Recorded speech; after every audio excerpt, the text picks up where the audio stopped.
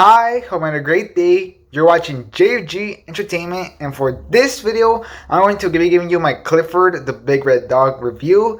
It's going to tell you what to expect from the movie, the good, the bad, and whether it's worth checking out or not.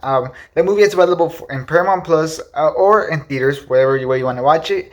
And yeah, let's get started with the review. But before that, please make sure to leave a like. It would be very helpful. So if you end up enjoying this review, then please leave a like. Also subscribe for a lot more reviews. I recently just reviewed An Army of the Thieves from Netflix, and I will be reviewing Arcane very soon. So let him subscribe for more reviews. And lastly, make sure to comment down below on what did you think of Clifford the Big Red Dog, if you already saw it, or whether you're gonna go see it after this review. I'm very curious to hear your thoughts, whether you're gonna go see it or whether you've already seen it.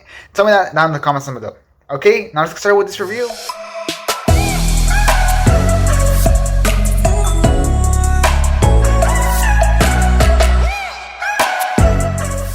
Okay, so Clifford the Big Red Dog is obviously inspired after the cartoon Clifford, which I actually used to see as a little kid. It came out around the time that I watched cartoons, so it definitely very much kind of got me like nostalgic. I was like, okay, bet, let's go see this movie. I remember watching the cartoons a lot, so let's go see this movie. I was definitely very curious, and yeah, I saw it. I actually saw it through Paramount Plus, so that's a disclaimer. It might have affected my experience, it might have not, but I saw it through Paramount Plus because it's way cheaper, honestly, to see it in Paramount Plus. As a whole family, obviously, I saw it with my family, so that's how I saw it. So it was obviously with the cheaper option, so that's why I saw it in Paramount Plus.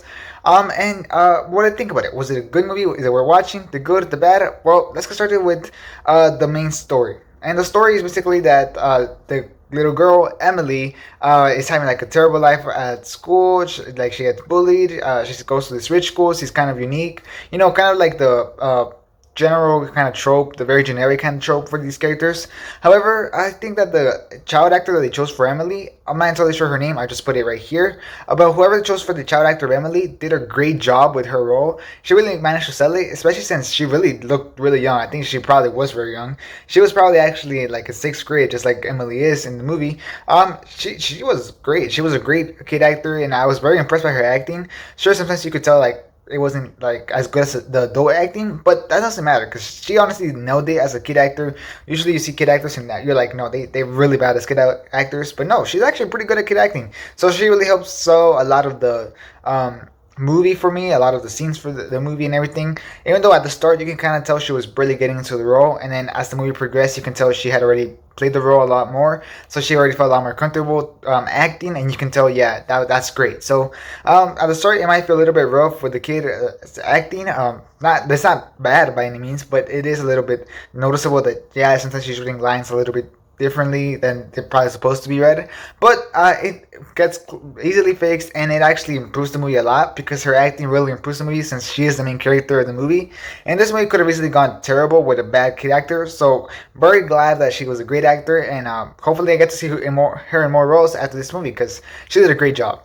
So she actually ended up elevating this generic trope that they usually give these characters of, I'm unique, I don't fit in this school, I don't fit in this world, you know, that generic kind of trope. That character actually really elevated that, so I was great. That was great. Very happy that that was able to be done, because if not, it would have been really boring. Luckily, she really elevated that, and yeah, so that happens. The mother leaves the house, so she has to stay with her uncle, and her uncle is kind of the general generic loser, doesn't even have a house and everything, so it's that type of loser, you know what I mean? You know these type of movies.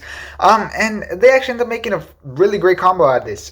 Clifford the Big Red Dog actually comes into the movie, actually intertwines with the story of Emily way later on in the story, to be honest, and I think it was probably like, what, in 20 minutes, which is really crazy for a movie called Clifford the Big Red Dog. So it definitely takes a while to get there, so that did kind of suck. I did have to like test my patience a little bit. I was like, when are we actually gonna get to Clifford? I mean, but we finally got to it, and I thought it was great. I really thought that whenever we got to Clifford, the movie again elevated, because obviously we came here to see Clifford, and they really elevated.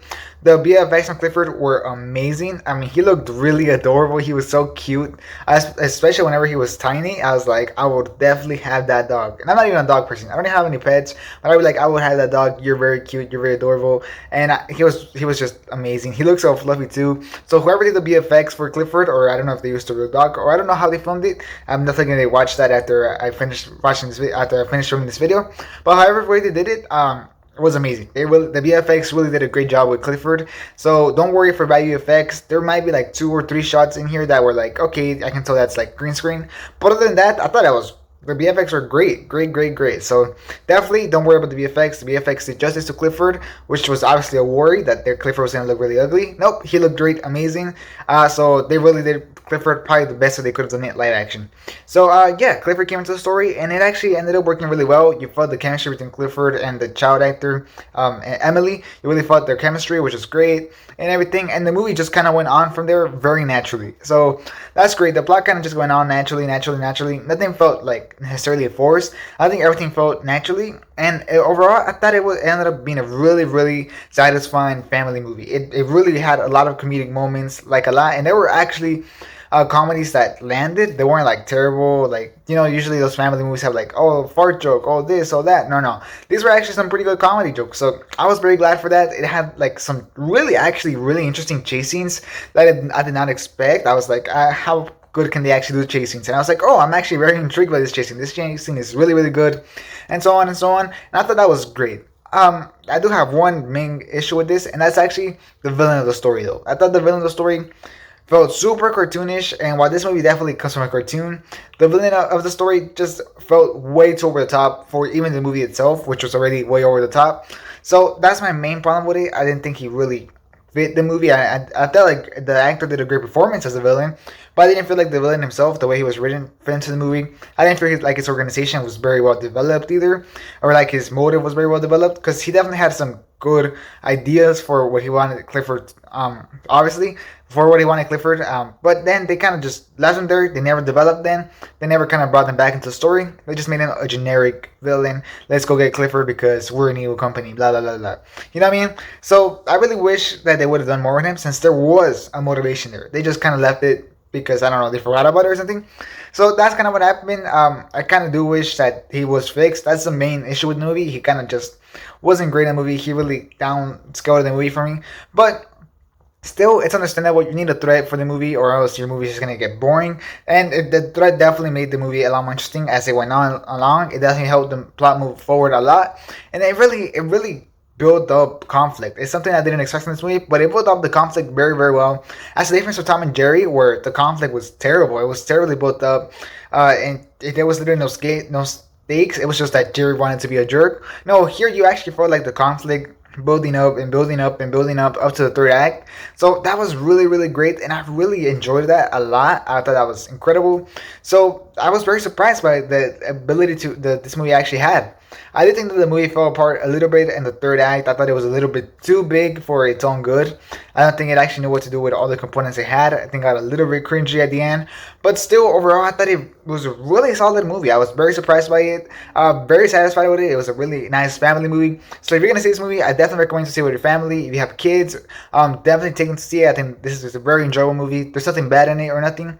So I thought it was great. And my standout was actually the uncle, which is this guy right here. I don't know the actor. I'll put the actor right here. But he was great. The acting was great. He really elevated the movie. At the start, he looked like he was getting degraded because he was so generic, but we slowly saw more layers of him and more layers of him and more layers of him, and overall he really elevated this movie a lot. So the movie, like I said, was great, very solid, definitely worth checking out if you haven't seen it. Obviously if you're into like these type of films. If you're into more like I want actual really great plot and everything, then this movie might not be for you. This is more of just like a family comedy type of movie, family adventure movie that's just great to enjoy with your family and just have fun. So that's what type of movie it is. So if you want that type of movie, then definitely worth checking out. I definitely recommend it.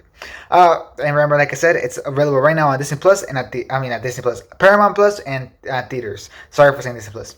And yeah, that'll be it for this video. Thanks for watching. Make sure to leave a like if you enjoyed this video or this review. It would be very helpful. You can go ahead and check out my Unreal Deeds review right here if you would like. Link in the corner. And you can check out other videos on my channel. I have Eternals videos, especially a lot of Marvel videos that you want to check out. You can check them out on my channel. I would definitely recommend it.